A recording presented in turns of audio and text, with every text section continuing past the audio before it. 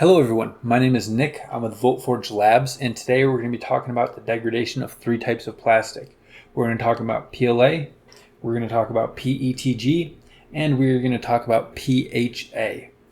We're going to see how they degrade in soil, in water, and in a solution of the two. So, the first one we want to talk about is PLA. Now this is a bio-based polyester that degrades by slow hydrolysis. For this to happen, it needs sustained heat above 58 degrees Celsius.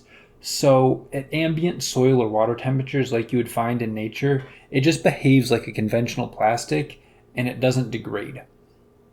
PETG is a petroleum-based plastic and it can break apart through physical abrasion and other methods, but it'll only break into ever smaller fragments. It is persistent and it has no real degradation pathways.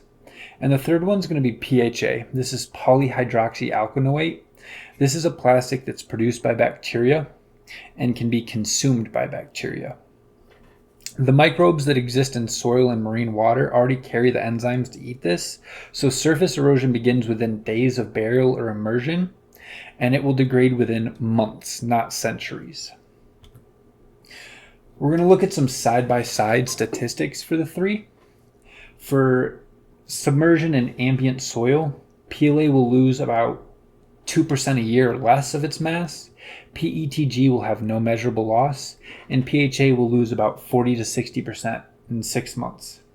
For freshwater submersion, it's negligible for PLA, it's negligible for PETG, and for PHA it'd be about 20 to 50% loss in 6 months. For seawater or marine soil, PLA is looking at decades to century, PETG is looking at 450 plus years, but again, it fragments only, it doesn't actually degrade. And PHA should be a full loss within 3 to 12 months. Wet saturated soil would be the best case for all three of these. For PLA, it's going to be marginally faster, but it's still going to take years for any meaningful change. For PETG, the results are unchanged. And for PHA, this is the fastest case. You should see complete degradation within 2 to 4 months. Time to 50% mass loss would be 80 to 400 years for PLA at ambient conditions. For PETG, it's just not observed. And for PHA, you're going to see 2 to 6 months roughly. And the dominant mechanism for degradation for PLA would be slow hydrolysis. PETG, it'd be physical fragmentation, and PHA, it would be microbial enzymes. So, moving on for environment by environment. For PLA, after 12 months submerged in soil, you should see a surface haze and some minor embrittlement. After 12 months in water, there would be no substantial change. And a combination of the two, water and soil, it's the best case, but even this takes years, so there'd be very little change over a 12-month period in this solution. The verdict for PLA is simply, it's compostable on paper, but it's persistent in practice. For PETG, submersion in soil, there's no measurable mass loss and multi-year burial trials. For water, since there's no biological pathway, submersion blocks UV and slows even the fragmentation. So this is a worst case scenario for PETG. And for a combination of the two, wet soil changes nothing. The verdict is that PETG does not degrade, it only breaks into ever smaller pieces. And the last one, PHA. After 6 months submersion in soil, you should see a 46 to 60% mass loss at ambient temperature. For water, you should see surface erosion in days and a 20 to 50% loss in 6 months.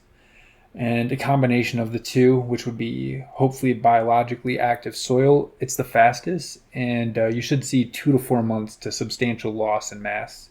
And the verdict for PHA is simply that it's the only material that disappears on a human time scale. All right, so one sentence for each. PLA. It's compostable with an asterisk. In soil or water at ambient temperatures, PLA behaves a lot like durable plastic and it'll lose under 2% of its mass a year. In order to break down in any meaningful way, it needs an industrial composter, not a garden or a stream. PETG, it's not degrading, it's just dispersing. And across soil, freshwater, and seawater, PETG showed no measurable signs of biological breakdown. It just fragments into smaller microplastics and persists for centuries. And PHA is the only real answer. PHA loses 40 to 60% of its mass in 6 months of soil burial, and it erodes fastest of all in warm, saturated conditions. I did some tests with these 3 materials. I printed a total of 12 slabs, 4 of which would have been PLA, 4 of which would have been PETG, and 8 were PHA. 4 of them were red, and 4 of them were yellow. I split these slabs into 3 groups. Every group had 1 PLA slab, 1 PETG slab, and 2 PHA slabs. Again, 1 red and 1 yellow. The yellow slab is coined PHAY.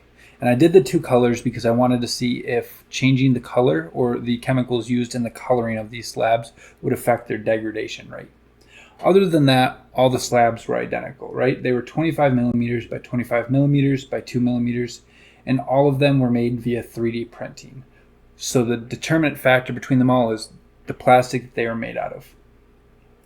They were then divided into 3 groups. Group 1 was placed into river water. Group 2 was placed into dirt taken from the riverbank, and Group 3 was placed into a mixture of the 2. At each measurement interval, the slabs were removed from their medium, left to dry for 24 hours, weighed, and examined at 3 zoom levels for signs of degradation.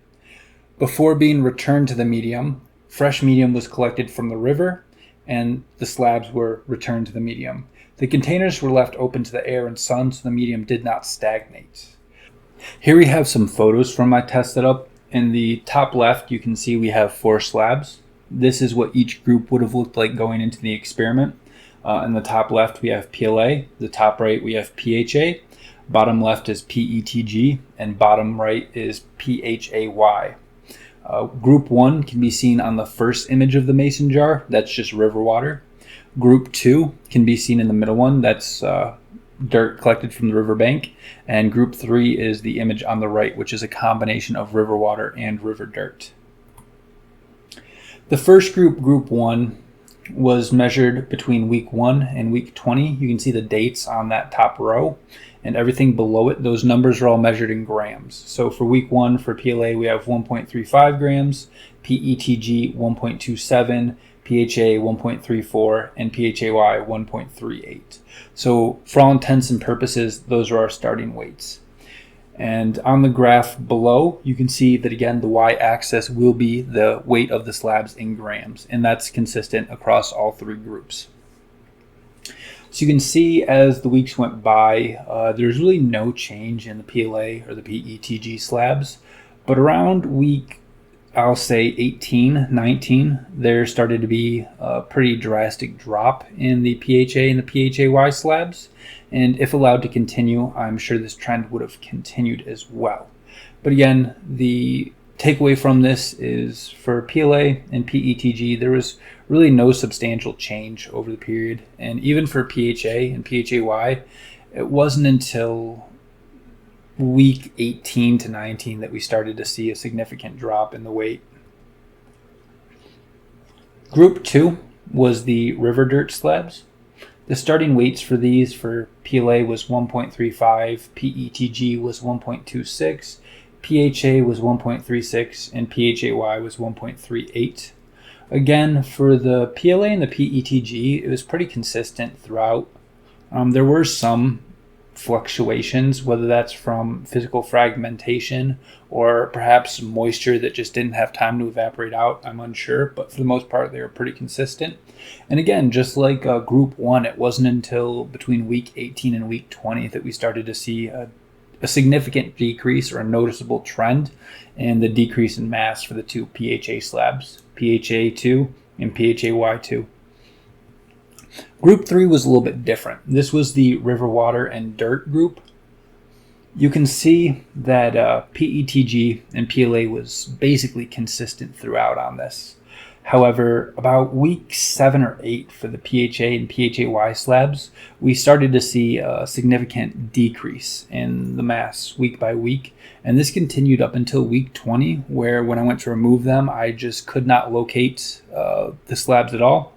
I tried using my microscopes to locate it in the solution. I tried magnifying glasses. So by week 20, they had fully biodegraded, and there was nothing left of those two PHA slabs. So this is just a summary of what the data showed, in my opinion, from this. After this slide, I'm going to show you guys some photos, some videos, and other data that I pulled. If you want to look at more of this data, I'll put a link in the video description, and all the data will be compiled by week, and you should be able to access and look at it for yourself.